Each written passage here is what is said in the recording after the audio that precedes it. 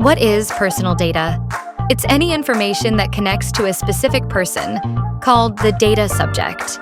This includes things like your name, ID number, location, or even an IP address. Anything that can identify you, either directly or indirectly. Direct personal data clearly identifies you, like a photo, fingerprint, or DNA. Indirect personal data, like a car license plate or an IP address, needs extra information to link it back to you.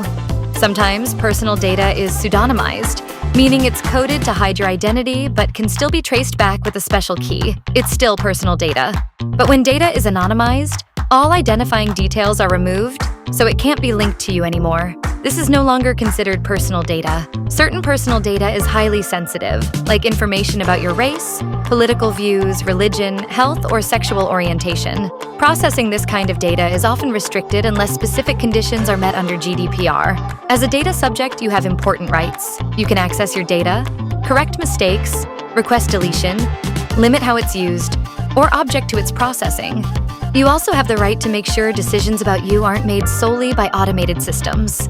Understanding personal data isn't just for businesses. It helps you stay in control of your information and protect your privacy.